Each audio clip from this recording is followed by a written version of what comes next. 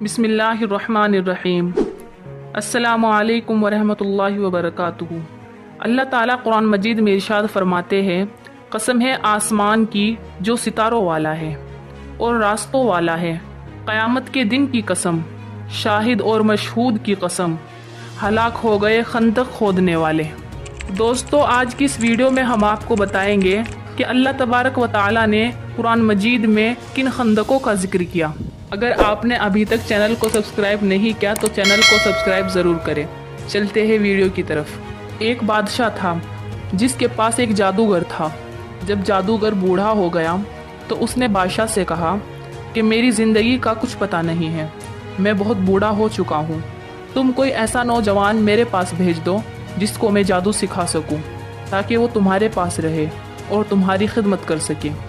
तो एक ख़ानदान ने अपना बच्चा दे दिया और सोचा ये तो बहुत अच्छी बात है, हमारा बेटा जादू सीखेगा और बादशाह के पास रहेगा। वो नौजवान जब जादूगर के पास जाता जादू सीखने के लिए तो रास्ते में एक राहिब का घर था।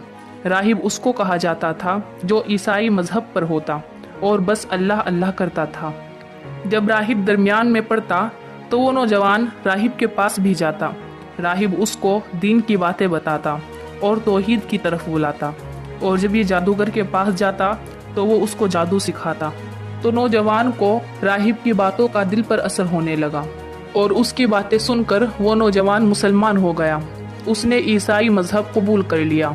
तो राहिब ने उस नौजवान से कहा, अगर बादशाह को ये मालूम हो जाए कि तुम मुसलमान हो चुके हो तो उसको मेरे बारे में मत बताना कि तुमको मैंने मुसलमान किया है, वरना वो मुझे कत्ल कर देगा।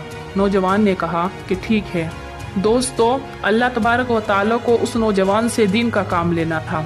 अल्लाह ताला ने उसके हाथ में करामतें करना शुरू कर दिया ताकि लोग उसकी तरफ माइल हो और फिर ये बताए कि ये सब अल्लाह कर रहा है।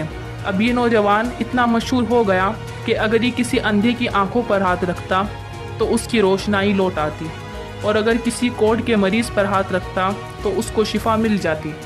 अब बादशाह को ये मालूम हो चुका था कि वो नौजवान बहुत बड़ा जादूगर बन गया।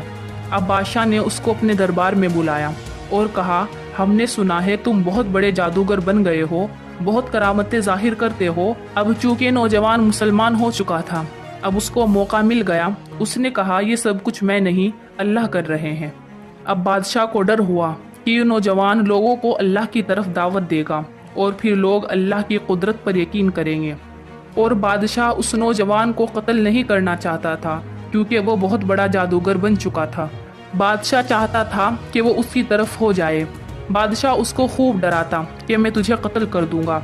बादशाह को लगता था कि शायद ये अपना ईमान छोड़ दे। अब उस नौजवान को बादशाह ने कैद कर दिया और उस पर बहुत ज़ुल्म और सितम किया, यहाँ तक कि उस नौजवान ने उस राहिब का नाम भी बता दिया जिसके हाथ पर मुसलमान हुआ था। अब बादशाह ने राहिब को दरबार में बुलवाया और उस राहिब को भी कत्ल कर दिया।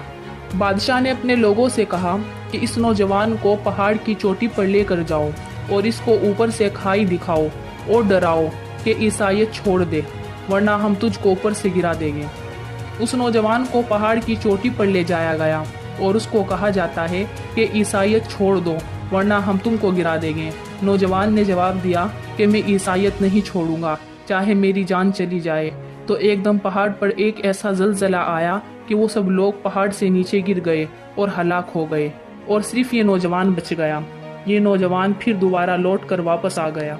फिर दोबारा बादशाह ने कहा कि इस नौजवान को समंदर के बीच में ले जाओ और अगर ये अपना ईमान ना छोड़े तो उसको समंदर में फेंक देना। लोग फिर उसको समंदर में लेकर गए, मगर वहाँ ऐसा तूफान आया कि कश्ती उलट गई और तमाम लोग डूब गए, सिर्फ नौजवान बच गया। अब बादशाह बहुत परेशान हो गया। लोग आहिस्ता आहिस्ता मुसलमान हो रहे थे। नौजवान ने देखा कि बादशाह बहुत परेशान हो चुका है, तो उस नौजवान ने बादशाह से कहा, ए बादशाह, अगर आप मुझे कत्ल करना चाहते हो तो जो तरीका मैं आपको बताऊंगा उस तरीके से कत्ल करना, मैं मर जाऊंगा। अब चूंकि लोगों को मालूम हो चुका था कि बादशाह ने सब कुछ करके देख लिया, मगर ये नौजवान कत्ल नहीं हो रहा था। धीरे धीरे ये बात बहुत फैल गई। तो बादशाह ने कहा कि क्या तरीका है। उसने कहा कि तमाम लोगों को जमा किया जाए और मुझे उनके सामने लेकर जाया जाए और उन सब के सामने मुझे एक तीर मारना और कहना, बिस्मिल्लाहि व रब्बी हाज़ल गुलाम, یعنی شروع کرتا ہوں اس رب کے نام سے جو اس غلام کا رب ہے۔ چونکہ نوجوان بہت ذہین تھا، اسے معلوم تھا کہ جب تمام لوگ اپنے بادشاہ کی زبان سے اللہ کا نام سنیں گے تو ایمان لے آئیں گے۔ لوگ کہیں گے کہ ہمارے بادشاہ اللہ کا نام لیتے ہیں، اور اللہ کے نام لینے سے یہ نوجوان قتل ہو گیا، ورنہ نہیں ہو رہا تھا۔ اس نوجوان نے دین کی خاطر یہ قربانی دی۔ دوستو، پھر بادشاہ نے ایسا ہی کیا، اس نے بہت بڑا مجمع لگوایا اور اس نوجوان کو لایا گیا، اور بادشاہ نے اس کو تیر مارا اور کہا شروع اللہ کے نام سے جو اس غلام کا رب ہے۔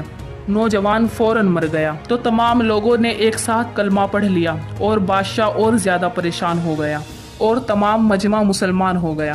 بادشاہ کو جس چیز کا ڈر تھا وہی ہوا۔ بادشاہ نے اپنے درباریوں سے کہا کہ ان لوگوں پر ظلم و ستم کی حد کر دو تاکہ یہ اپنا دین چھوڑ دے، لیکن لوگوں کا ایمان اتنا مضبوط ہو چکا تھا کہ وہ اپنے ایمان سے نہیں پھرے۔ پھر بادشاہ نے حکم دیا کہ بہت زیادہ خندقیں کھدوائی جائے اور ان میں لکڑیاں ڈال کر آگ جلائی جائے، اور جو لوگ اس آگ کو دیکھ کر اپنا دین چھوڑ دیں ان کو چھوڑ دیا جائے، اور جو نہیں چھوڑ دیں ان کو اس آگ میں ڈال دیا جائے۔ حدیث مبارکہ میں آتا ہے کہ حضرت محمد مصطفیٰ صلی اللہ علیہ وسلم نے ارشاد فرمایا کہ ان میں سے ایک عورت کو لایا گیا اور اس کی گود میں ایک بچہ تھا۔ اب وہ عورت سوچ رہی تھی کہ یہ بچہ آگ میں کیسے جلے گا۔ وہ لوگوں کو دیکھ رہی تھی، یہ لوگ اپنے ایمان کی وجہ سے آگ میں گر رہے تھے۔ اب ماں اپنے بچے کو دیکھتی اور آگ کو دیکھتی تو وہ ہچکچاتی، اور وہ سوچتی ایک طرف کفر ہے، اللہ کا انکار، دوسری طرف یہ آگ ہے اور بچے کو کیسے آگ میں ڈالوں؟